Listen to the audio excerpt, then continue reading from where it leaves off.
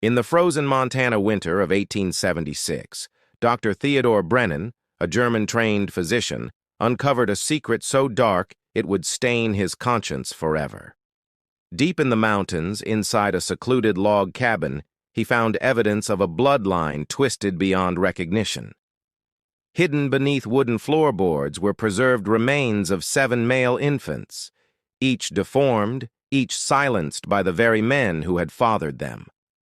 This was not the work of nature. It was deliberate. For 5 generations, Donnelly men had enforced a ritual of inbreeding, judging their own sons as if they were cattle, eliminating those who carried weakness, and recording each act in meticulous journals. What had begun decades earlier in Ireland now continued in the Montana wilderness, shielded by isolation and secrecy. These men believed they were perfecting their line. In truth, they were destroying it. The question remains, how far can fathers and sons go in the pursuit of purity before their legacy becomes a curse written in graves? If this tale grips your imagination, show support by hitting the like button. Subscribe for more dark histories of men, and share this story with a brother who appreciates chilling truths buried in the past. The winter of 1876 in Montana was brutal, the kind of cold that froze rivers solid and silenced entire valleys. Into this silence rode Dr. Theodore Brennan, a man searching for truth hidden in isolation. Brennan was no ordinary frontier doctor. Trained in Germany, hardened by scandal in Europe, he had come west seeking obscurity. But instead of anonymity, he stumbled into one of the darkest male legacies ever recorded. The cabin he found stood alone in a mountain hollow, smoke curling weakly from its chimney. It looked well-built, orderly, almost respectable.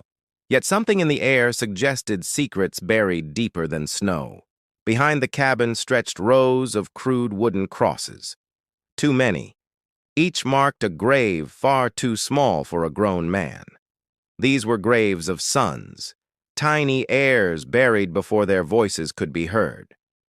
Brennan's pulse quickened as he studied the ground. The graves were neat, aligned with care, spaced evenly as though prepared in advance. This was no accident of nature. It was deliberate male calculation. Inside the cabin, he found ledgers bound in leather, filled with precise handwriting, drawings of malformed sons, notes about their defects, cold assessments of whether they deserved life. These were journals of men treating kin as experiments. The Donnelly patriarch greeted him at the door, a man with pale eyes and trembling hands. His voice carried both authority and exhaustion, like someone who had borne the weight of centuries of inherited duty. Around him moved sons, boys and young men, each with unsettling similarity. High cheekbones, long fingers, pale eyes, uniform features so striking they appeared carved from the same mold. Their silence pressed heavier than the winter wind. Brennan's medical instincts told him something was profoundly wrong. These resemblances went beyond ordinary kinship. They hinted at generations of inbreeding, sons born from unions between brothers and cousins, their bloodlines twisted in pursuit of imagined strength. The youngest boy limped across the room, his face unevenly formed, one side stronger than the other. His stare lingered on the crosses outside, carrying terror rather than sorrow, as though he knew his fate. The eldest son stammered when addressed, his speech broken by years of suppressed fear. His eyes darted toward his father before every answer, as if truth itself was forbidden without paternal permission. Brennan asked routine questions about health, diet, and winter survival. But every answer circled back to phrases that chilled him. The line must stay strong. The weak cannot endure. Our fathers taught us sacrifice. As Brennan listened, he realized these were not the words of struggling settlers. They were a creed, passed from man to man, generation to generation, guiding choices that silenced countless sons in secret. The patriarch's brother emerged from behind a curtain, carrying tools that looked both agricultural and surgical. The iron gleamed in the firelight, instruments shaped for cutting, binding and burying weakness under the guise of necessity. Brennan felt his breath catch. This was no frontier hardship.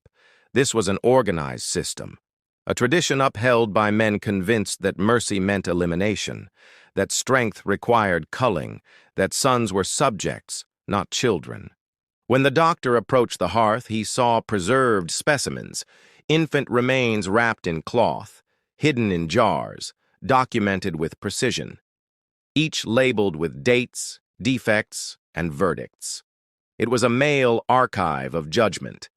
The patriarch placed a hand on Brennan's shoulder, his voice trembling. "Doctor, our line carries strength, but also curses. We have methods passed from our fathers, methods outsiders cannot understand. Will you condemn us or learn?" Brennan's mind raced. These men saw themselves as custodians of blood, sacrificing sons to protect an imagined future. Yet what he saw was decay, genetic collapse concealed beneath ritual and male silence. The cabin air grew heavier as night fell. The sons huddled together, obedient, silent, eyes reflecting both fear and indoctrination. They had been raised not as children, but as heirs and potential sacrifices. Outside, the wind howled through the valley, echoing the cries of countless lost boys. Brennan felt that the land itself was mourning, each gust carrying whispers of sons buried in frozen earth. The patriarch spoke again, recounting lineage. His father, his grandfather, his great-grandfather, each had upheld the creed. Each had buried sons, each had recorded details with chilling detachment. The journals were chronicles of inherited cruelty.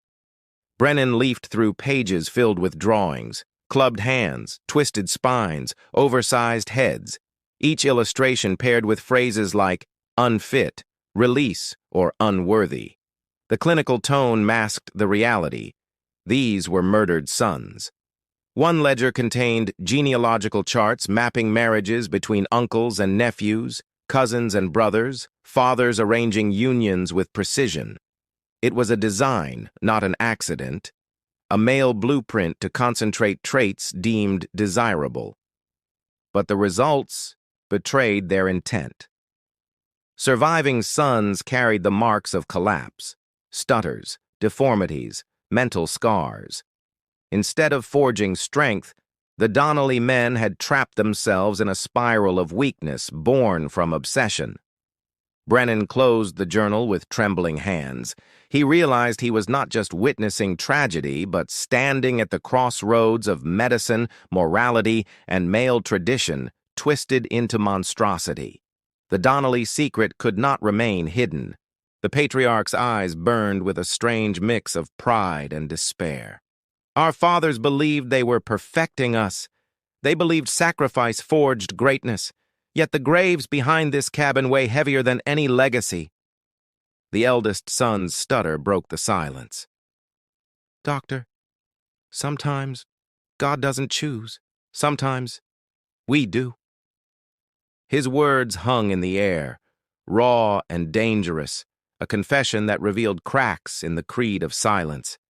Brennan knew he was hearing the voice of a generation crushed by inheritance, boys forced to watch brothers buried, trained to obey but desperate to resist. The truth was breaking through centuries of fear. The patriarch silenced his son with a glare, but the damage was done. Brennan had seen rebellion flicker in the boy's eyes, proof that not every heir accepted the ancient law of elimination. The cabin seemed to shrink, its walls pressing inward, the air heavy with secrets. Brennan realized he was standing not just in a home, but in a mausoleum built on the bones of sons. Sleep came fitfully that night. Brennan dreamed of rows of graves stretching endlessly, each marked with names never spoken, each representing a boy erased in the name of purity. He woke drenched in dread. At dawn, he stepped outside, snow crunching underfoot. The sun revealed more than the graves, small disturbed patches of soil, signs of recent digging, proof that more burials had been prepared for sons yet unborn. He turned back toward the cabin, smoke rising steadily. Inside, generations of Donnelly men carried on rituals unseen, believing themselves guardians of strength. But Brennan knew the truth. They were architects of ruin. The patriarch approached him once more, voice heavy with resignation. "Doctor, write what you must. But understand this, our blood is ours to guard. Outsiders will never grasp the price fathers must pay." Brennan met his gaze and replied quietly, "The price has been paid by sons who never lived to choose." His words struck like frost, leaving silence more damning than accusation. As he departed down the treacherous trail, Brennan carried more than journals and memories. He carried the weight of graves, the cries of sons erased, and the burden of truth too monstrous to ignore. The mountain winds swallowed the cabin behind him, yet its shadow followed. Brennan knew he had witnessed the end of a bloodline masquerading as strength, a legacy of men destroying their own heirs in pursuit of perfection. The story of the Donnelly men would echo beyond Montana, serving as a warning written in crosses and ledgers, a warning of what happens when fathers confuse cruelty with strength and bloodlines with destiny. Brennan did not look back, but the graves remained etched in his mind. The Montana wilderness had revealed its darkest secret, a male lineage consumed by its own pursuit of power, now rotting beneath the snow. The story of the Donnelly men began far from Montana, in the rugged hills of County Cork, Ireland.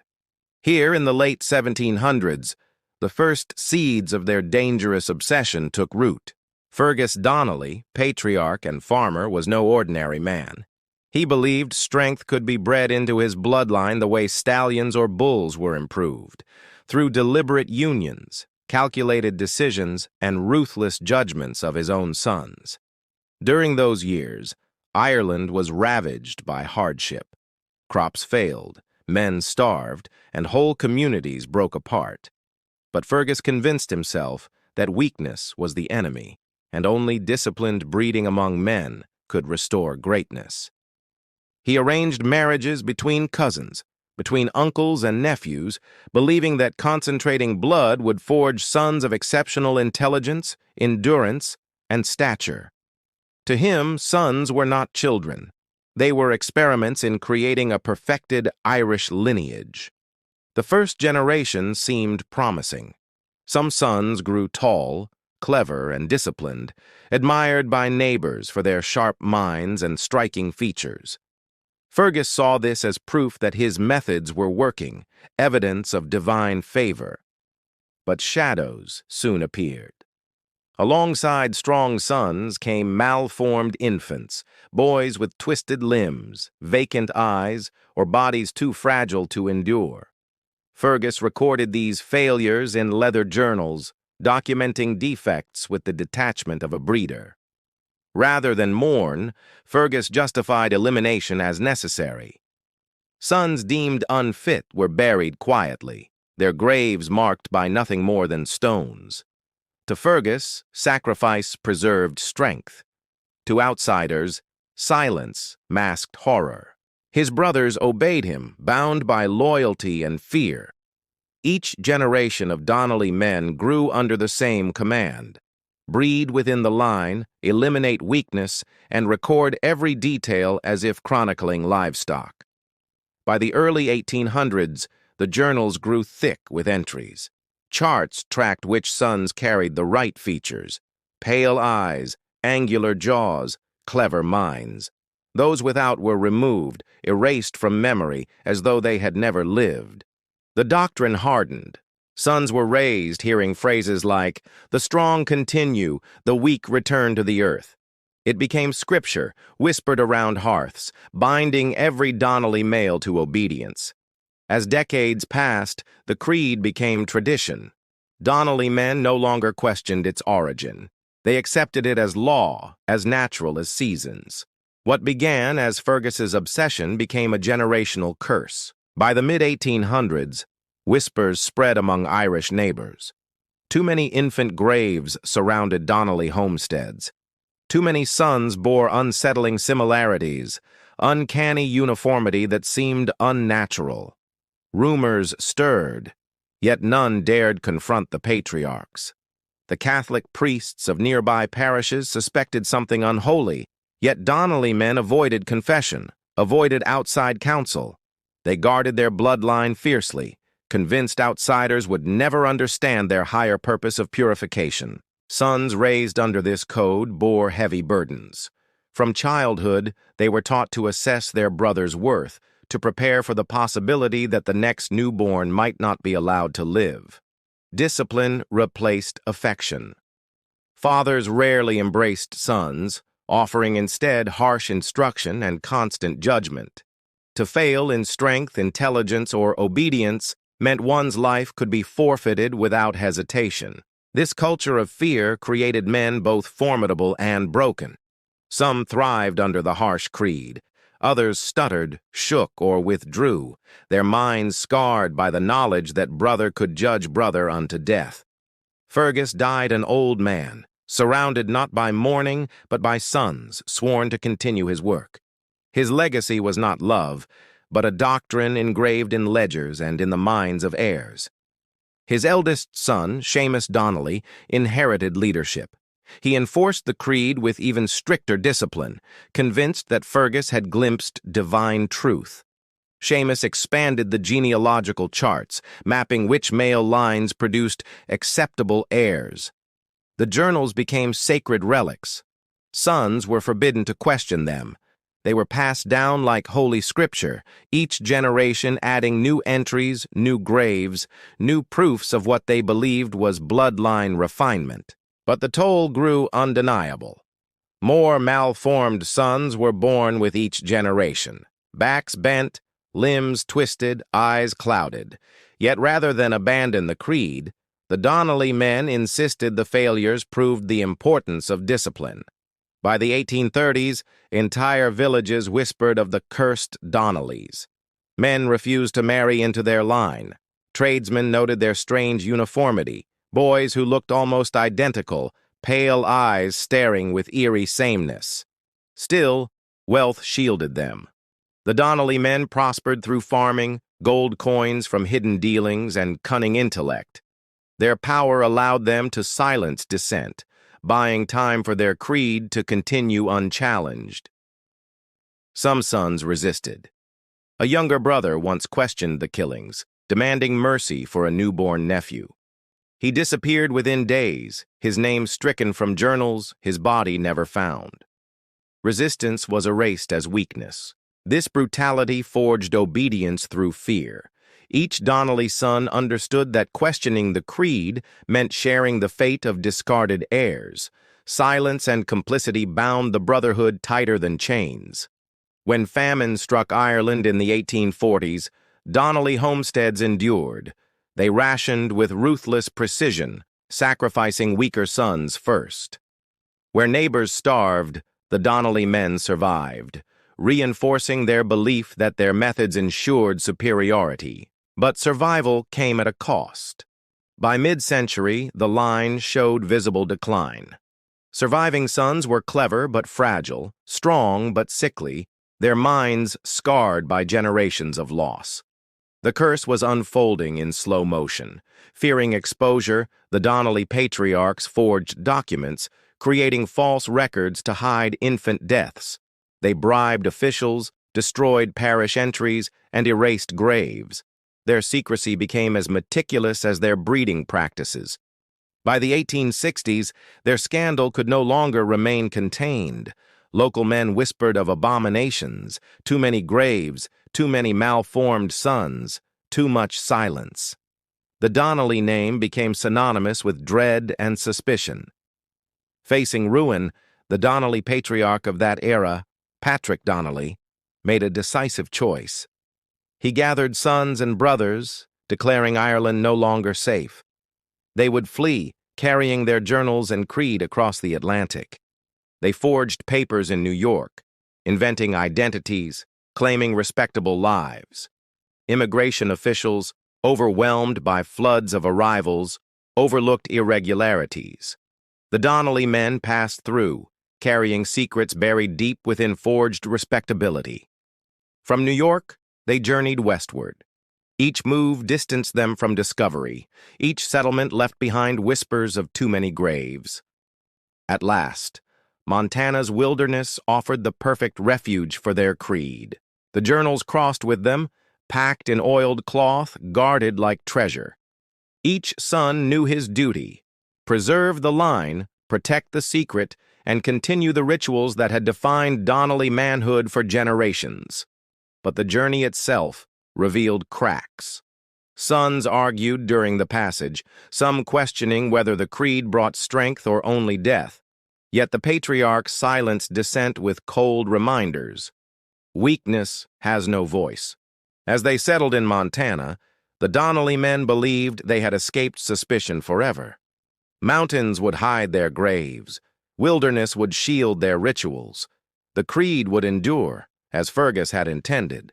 Yet even in isolation, the pattern continued. Sons born with defects were buried behind cabins, crosses aligned neatly in rows, journals thickened with new entries, new failures, and new attempts at justification. Brennan would later discover these Irish roots through records and whispers, realizing that Montana's horrors were not born in America. They were an imported curse, centuries old, passed from Irish fathers to American sons.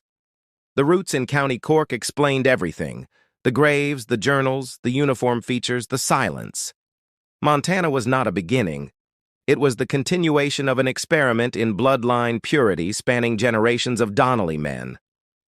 When the Donnelly men reached America, they understood secrecy would be their greatest weapon. Their creed demanded silence, and in the chaos of immigration, silence was easier to maintain than ever before. They arrived with forged documents, claiming trades and addresses in New York that had never existed. Officials, overwhelmed by thousands of arrivals, barely glanced at papers before stamping approval. The Donnellys slipped through undetected. In the crowded streets, the men kept to themselves, avoiding neighbors, avoiding unnecessary talk.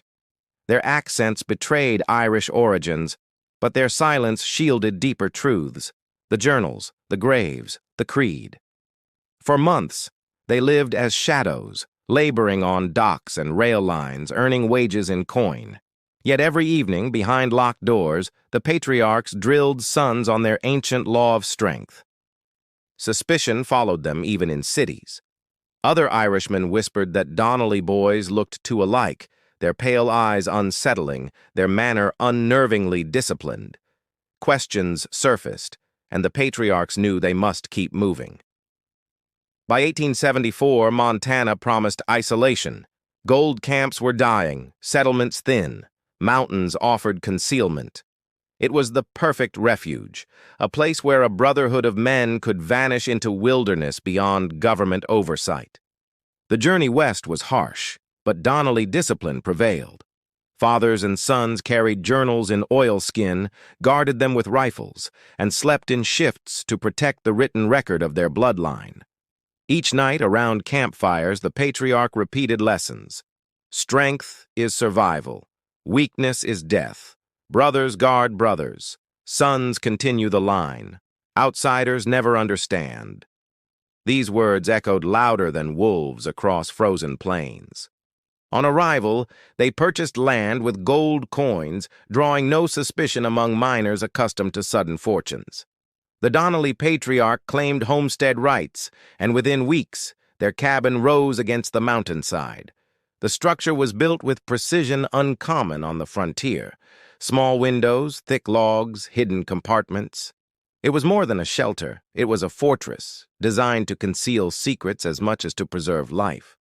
Behind the cabin, the first row of graves appeared within months. Wooden crosses aligned with measured spacing. Neighbors, few and distant, saw only markers of hardship. But for Donnelly men, they were continuation of ritual. Every supply trip to Helena drew stares. Merchants noticed their gold, their caution, their pale features. Yet the men never explained their past, offering only curt replies, moving quickly back into mountain isolation. Mail carriers reported strange habits. The Donnelly men spoke often in Gaelic, murmuring phrases about purity, strength, and sacrifice.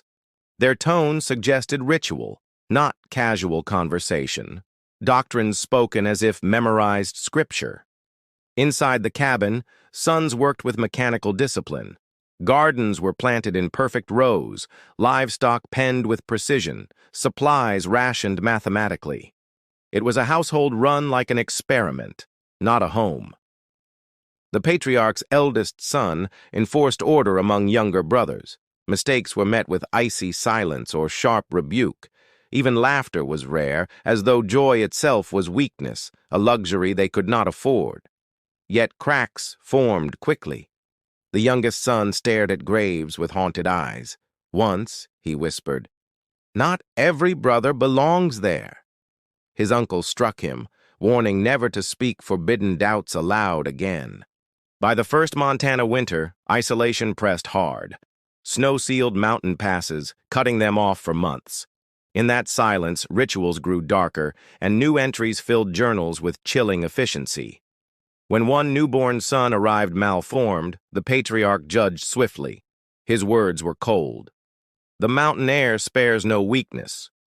The infant was gone within days, buried beside others, another name erased in ink. A passing traveler once glimpsed the burial ground. He noticed uniformity. Graves of nearly identical size, rows too orderly for tragedy.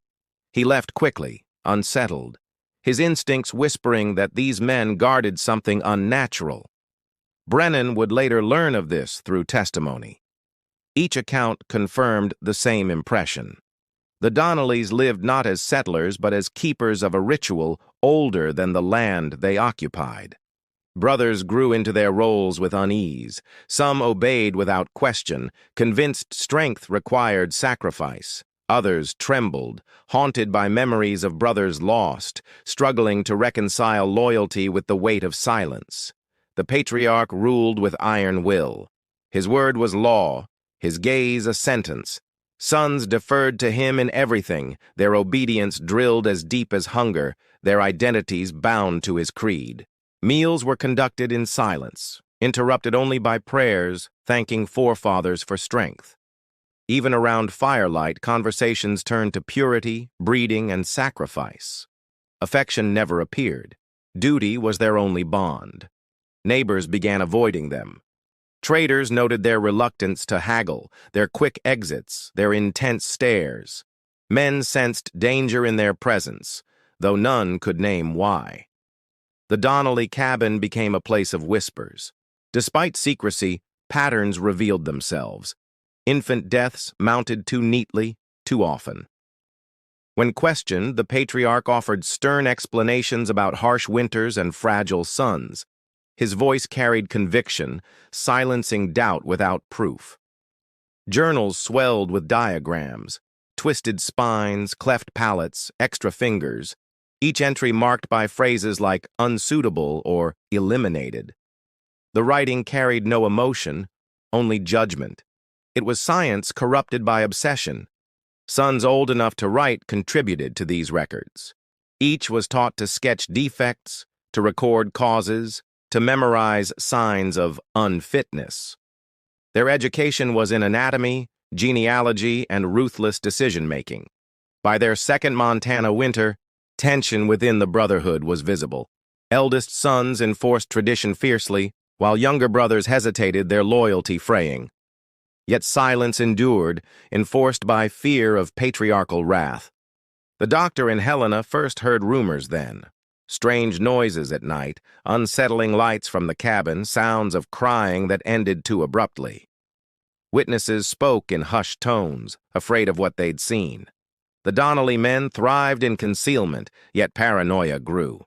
Each supply run risked exposure, each visitor threatened their silence.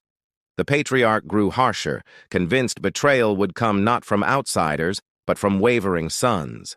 Brothers patrolled their valley armed, scanning ridges for intruders. Trespassers were turned back with cold stares and rifles. Few dared linger near their land, and fewer still ever returned a second time.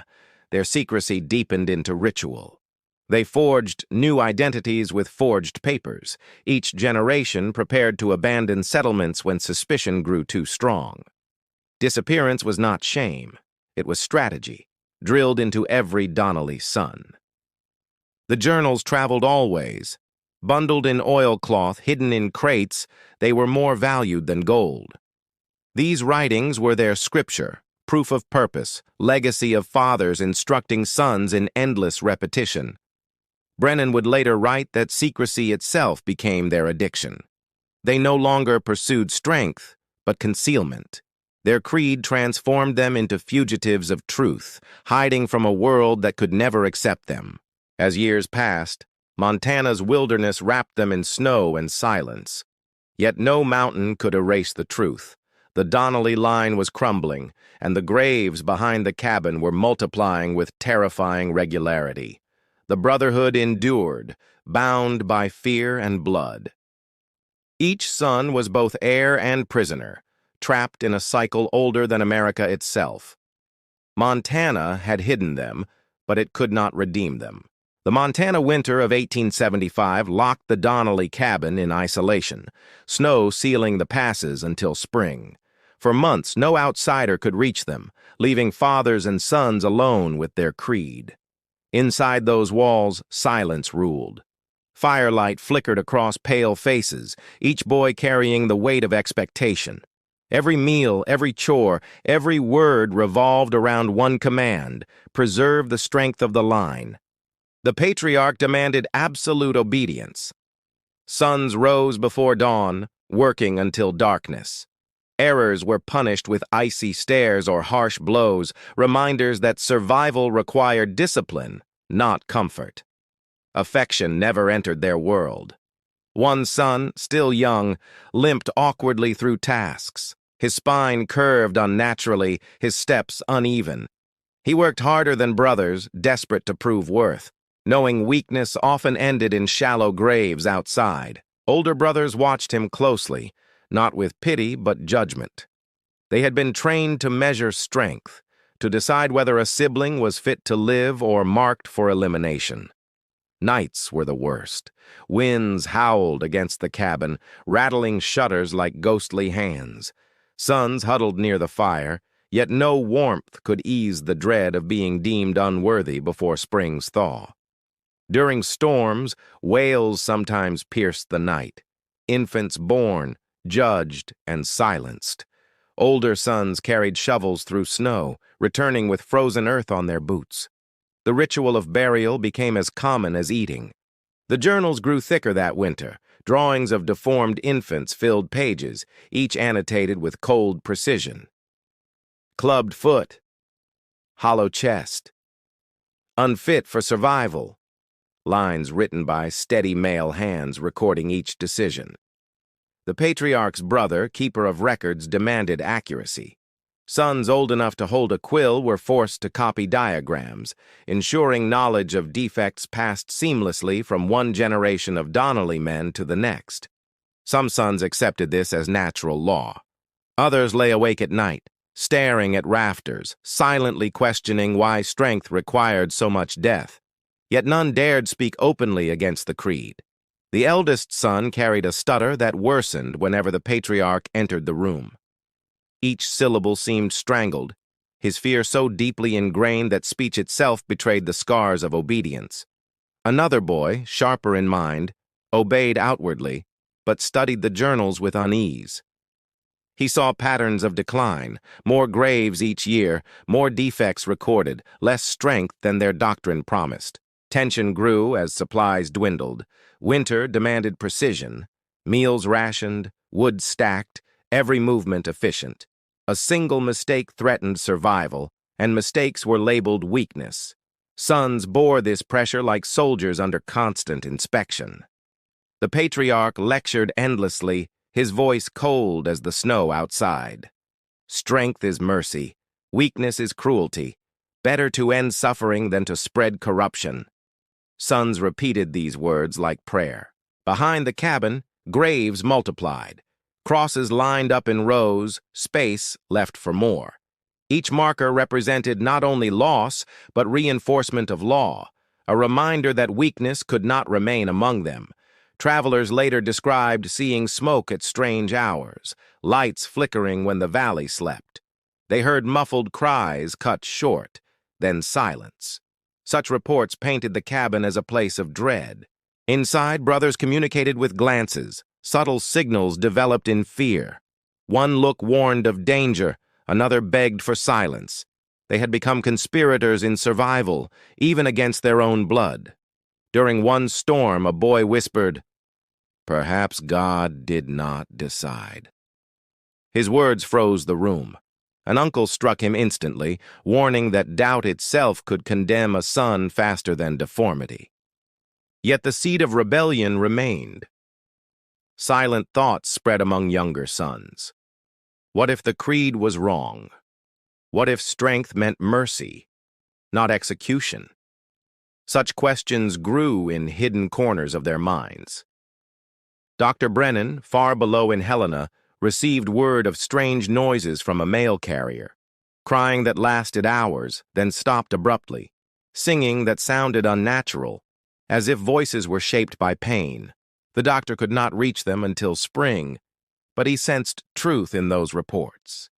Something unnatural was unfolding in that cabin, beyond frontier hardship, beyond any acceptable explanation of survival. By February, the youngest son's limp worsened. His uneven steps slowed chores. Brothers watched with unease, fearing the patriarch's judgment. Every glance toward him carried unspoken calculation. Would he endure or join the crosses? He sensed their stares, his eyes wide with terror. At night, he whispered to an older brother, "Do not let them bury me." But silence was the only reply he received. The patriarch seemed wearier than before, his face lined, his hands trembling, yet his command never softened. Weakness, he declared, could never be tolerated, no matter how heavy the burden of judgment became. Each passing week brought new tension. Snow piled higher, isolation pressed harder, and sons felt the walls closing in. Their creed demanded sacrifice, yet their hearts longed for escape from endless judgment. The eldest brother, despite his stutter, began showing cracks. He flinched at sudden noises, muttered to himself in the dark, and sometimes stared at the graves as if expecting his own name carved there. Another son sharpened tools obsessively, his nervous hands betraying inner turmoil. He cleaned and re-cleaned knives, not for chores but for the ritual that might come, whether birth, burial, or elimination. The journals reflected this cycle mercilessly. Lines documented every event, stripped of emotion.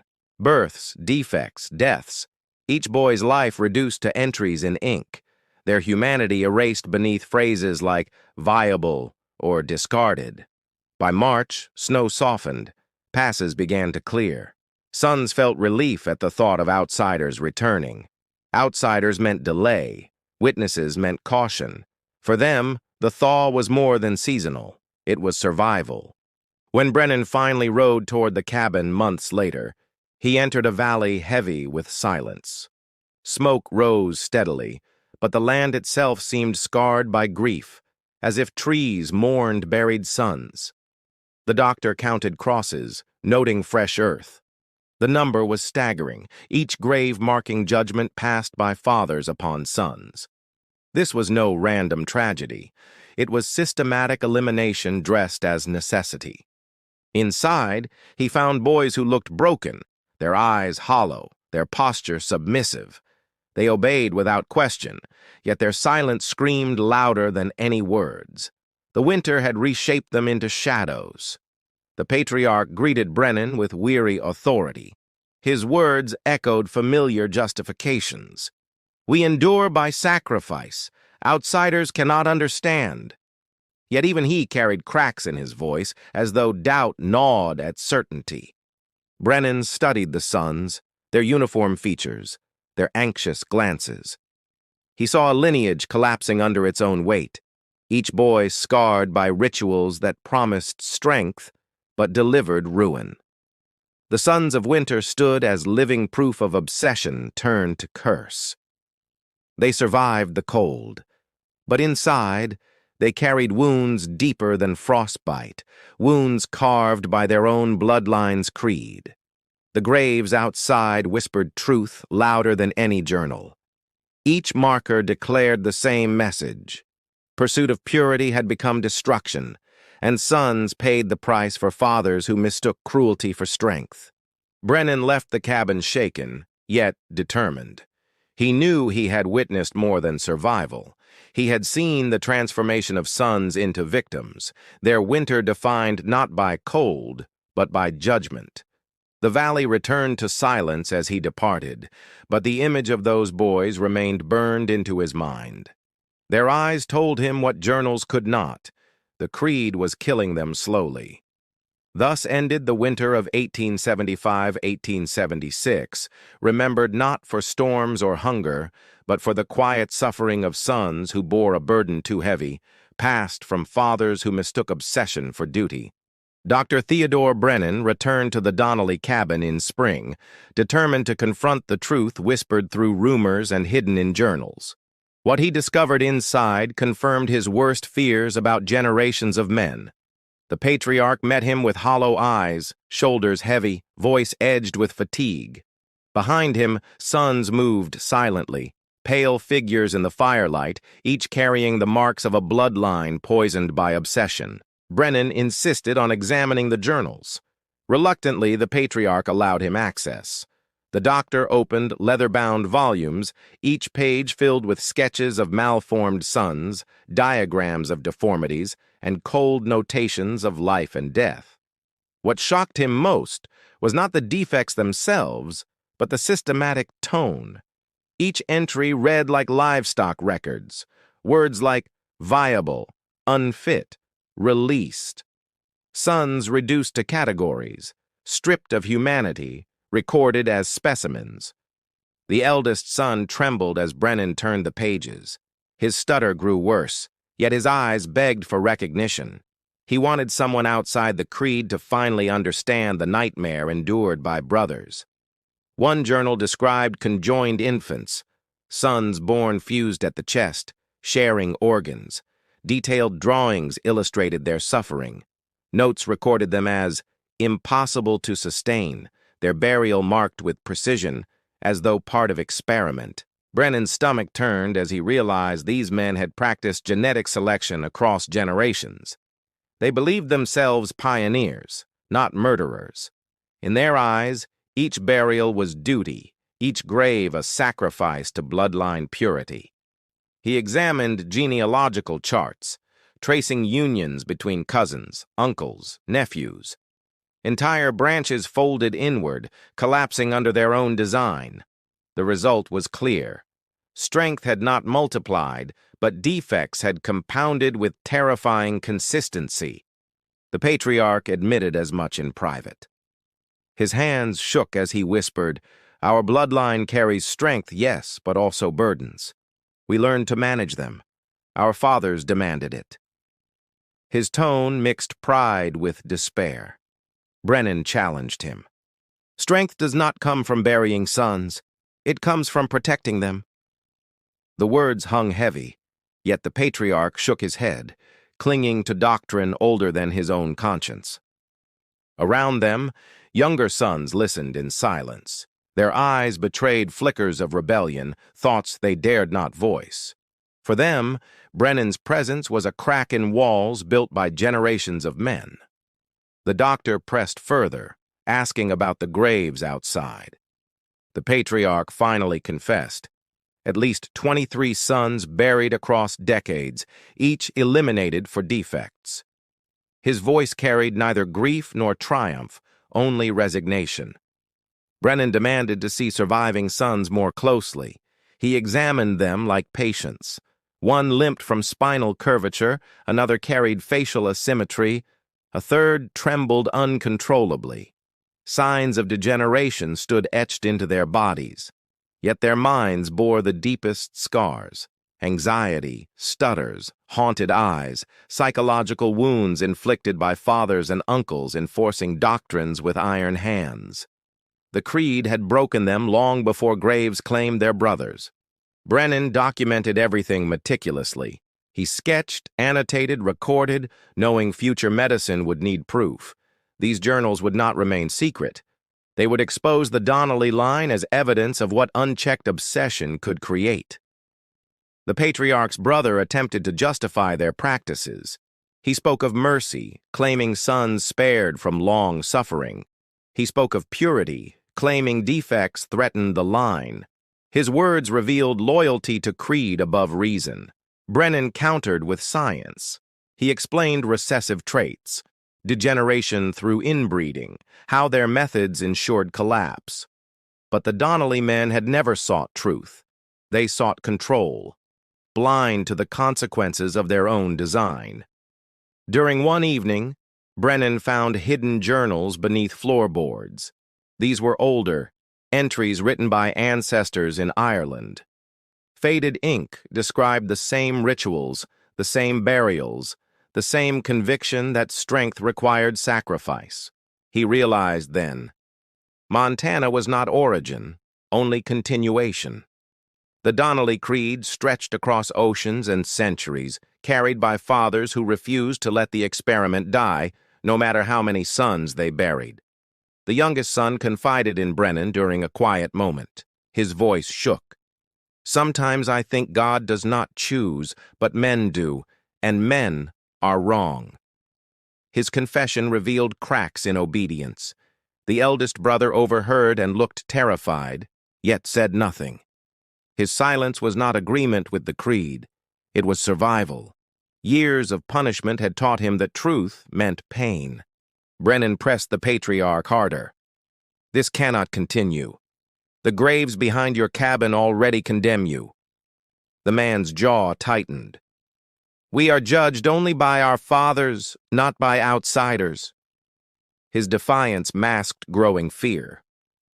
One night, Brennan uncovered instruments hidden in a chest. Blades, bindings, clamps. Tools not for farming, but for procedures carried out on sons. Their presence confirmed systematic experimentation, not mere frontier hardship. The sight forced Brennan to confront the reality. These men were not misguided farmers. They were self-declared scientists of blood, practicing crude eugenics long before the term existed, sacrificing their heirs for theory. When a difficult birth came that summer, Brennan witnessed the creed in action. A newborn son arrived, twisted and weak. The patriarch prepared to end him. Brennan intervened, demanding life, demanding humanity. The standoff was tense. Rifles leaned in corners. Brothers stood rigid, eyes darting between doctor and patriarch. For the first time, an outsider challenged the law of their bloodline openly, without fear. Brennan cradled the struggling infant, insisting even flawed sons deserved care. The patriarch's hands trembled, torn between tradition and conscience. His silence stretched, heavy as the mountains themselves, while brothers watched in frozen suspense. At last, he relented, though bitterness clouded his voice. He will not live long. The weak never do. Brennan countered, perhaps he would, if given a chance. The clash revealed a shift. The journals recorded this event with unusual hesitation, lines written shakily, words uncertain. For the first time, the creed faltered, recorded not with confidence but with doubt. Brennan's challenge had shaken their certainty. Yet the cost was high. Within days, the infant died despite Brennan's care. The patriarch used the death to reaffirm doctrine, but brothers had seen something they could not unsee. Resistance was possible. Brennan realized then his role was not only physician, but witness. His writings would carry truth to others, ensuring the Donnelly creed could not remain hidden in snowbound valleys forever. The patriarch cornered him before departure. Doctor, if you tell others, they will destroy us. Outsiders do not understand our burden. Brennan replied coldly, what outsiders see is murder, not burden. Their exchange marked the beginning of collapse. Sons had heard, journals had been read. The silence of centuries was cracking, and Brennan would carry the evidence down the mountain into history. As he left, the patriarch muttered, "Our fathers will curse us." Brennan looked back and answered, "Your sons already do." His words echoed like thunder, breaking the creed more powerfully than rifles ever could. The valley watched Brennan ride away, snow melting under spring sun. Behind him, the cabin stood as fortress and prison both, a place where doctrine strangled life and where doubt now stirred among sons. Brennan carried sketches, notes, confessions. He carried the weight of graves, the echoes of cries silenced, the heavy truth that the Donnelly men were prisoners of their own imagined science. His revelation was clear. Strength could never be forced through inbreeding, nor preserved by burying sons. What the Donnelly line called purity was nothing more than slow annihilation disguised as tradition. The journals he carried would later inform medicine, warning against closed bloodlines, proving consequences of deliberate inbreeding. But for Brennan, they were not academic. They were pages soaked with the suffering of sons. He knew history would record his discovery not as triumph, but as warning. The Donnelly Creed stood as testament to how easily men could twist duty into cruelty when blinded by obsession. As mountains receded behind him, Brennan vowed to write everything. The world would know what he had seen, the graves, the journals, the instruments. The silence of generations would finally be broken by truth. The Donnelly men remained in their valley, shadows of a creed collapsing. But the doctor's revelation had lit a spark, and no amount of secrecy could smother the fire of exposure forever. The burden of centuries had begun to crumble. What Fergus Donnelly had planted in Ireland, what sons had buried in Montana, now stood revealed as ruin, carried to the world by one determined witness. When Brennan descended from the mountains carrying journals and memories, he knew the Donnelly Creed would not survive in secrecy much longer. The silence of generations had been broken, and truth was escaping. Territorial authorities listened reluctantly at first. Few wanted to believe men could systematically bury their own sons, but Brennan's sketches, charts, and testimony forced even skeptics to confront an undeniable reality. Investigators rode to the valley, finding crosses neatly aligned, graves too numerous for chance. Exhumations revealed infant remains marked by deformities, exactly as Brennan had documented. The evidence was chilling and irrefutable. The patriarch and his brothers were taken into custody. Shackled, they carried themselves with grim dignity, claiming they had honored ancestral duty, yet their words rang hollow against rows of tiny graves. In confinement, the eldest son broke down. He confessed through stutters, recounting years of silence, burials, and fear. His testimony painted a picture not of survival, but of generations imprisoned by creed. Younger sons sat in silence, eyes hollow, as if stripped of will. Raised under judgment, they could not imagine lives beyond doctrine. Freedom frightened them more than captivity itself. Brennan published reports in territorial medical journals. He described degeneration caused by inbreeding, psychological scars of enforced silence, and the horrific scale of systematic infanticide. His words shocked medical communities across the continent. Yet he withheld some details. The worst horrors remained in private journals. He feared the truth would be dismissed as madness if revealed in full. Even so, his partial reports stirred outrage. The Donnelly case became a turning point. Lawmakers debated new protections for sons, stricter oversight of isolated settlements, and legal consequences for practices hidden behind mountains and silence. The patriarch died in custody, struck down by stroke. His brothers followed, weakened by age and strain. None lived to stand trial, their creed dissolving with their last breaths. The surviving sons were scattered, some placed under watch, others drifted into obscurity. Their lives bore scars too deep for recovery, haunted eyes, broken speech, restless silence that marked them as remnants of a curse. One vanished entirely. The youngest limped into wilderness one night, never seen again. Some said wolves took him, Others whispered he carried the creed into distant lands, determined to continue. Brennan wrestled with guilt for years. He dreamed of the graves, the cries silenced, the conjoined infants. He wondered if he could have saved more, or if exposure was his only mercy. His writings traveled far. European scientists cited his observations as early proof of genetic degeneration caused by consanguinity. The Donnelly graves became case studies in the dangers of closed bloodlines. Yet outside academia, the story spread as legend. Miners spoke of haunted cabins, cursed valleys, and brothers who buried their own sons. The Donnelly name became a warning whispered in saloons. Travelers avoided the valley. Hunters claimed to hear cries on the wind, the wailing of sons denied life. Whether imagination or memory, the land itself seemed stained by sacrifice. The cabin rotted slowly, abandoned after arrests. Snow collapsed its roof, weeds claimed its walls, yet the graves remained, wooden crosses weathered but unbroken, standing as testimony to silence and judgment. Locals called the site cursed. Men refused to settle near it. Children dared one another to approach, but few stayed long. The air carried weight, as though history itself pressed down. Brennan aged with the burden. Even as he advanced in medicine, lecturing on heredity, he carried shadows of that valley. His private journals revealed nightmares of sons staring at him from shallow graves. In one entry, he wrote, "The pursuit of purity destroyed them. What they believed was strength was only decay. I fear others may walk the same path in hidden corners." Indeed, reports of similar cases emerged.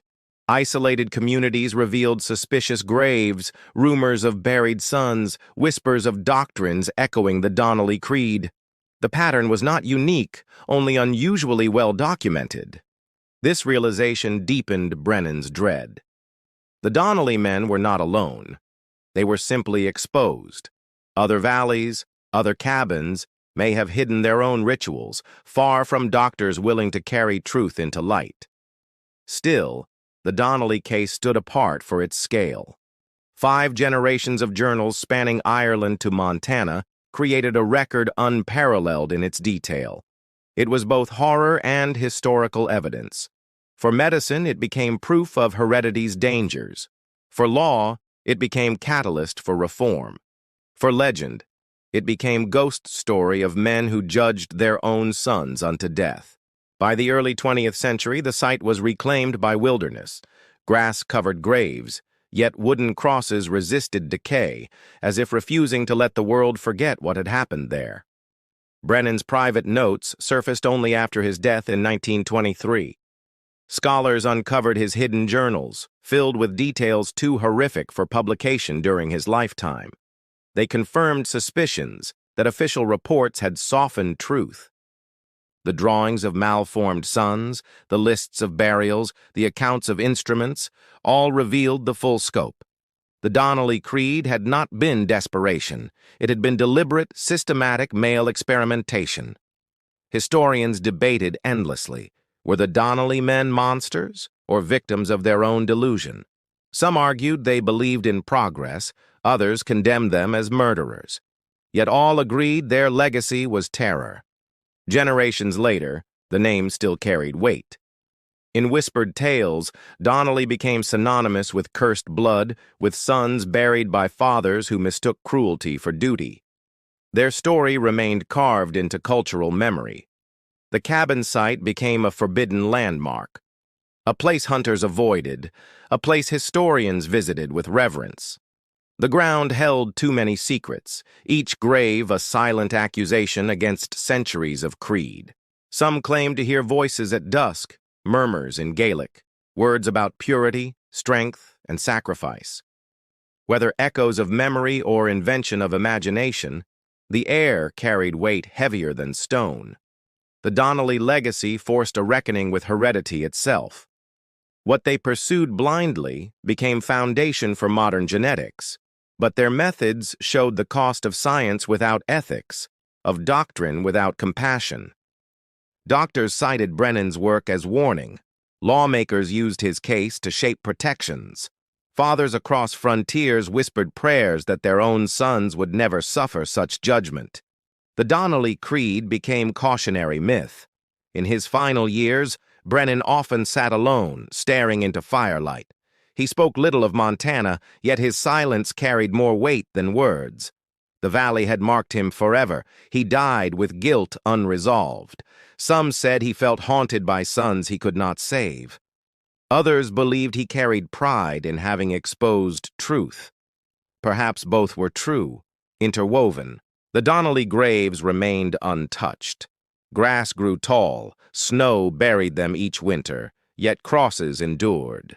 They stood as reminders that strength sought without mercy leads only to ruin. The line ended, but its shadow lived on. Historians, doctors, and storytellers repeated the tale, each retelling keeping memory alive. The Donnelly name ensured future generations would not forget. In the end, their legacy was not strength, not purity, not greatness. It was horror, the destruction of sons by fathers blinded by obsession, a warning carved into wood, ink, and earth. The Montana wilderness absorbed the cabin, but not its story. The silence of valleys carried whispers still, teaching those who listened that bloodlines preserved by cruelty are doomed to collapse. Thus closed the tale of the Donnelly men. 5 generations of fathers and sons trapped in pursuit of perfection, leaving behind graves, journals, and a legacy remembered as America's most disturbing genetic mystery.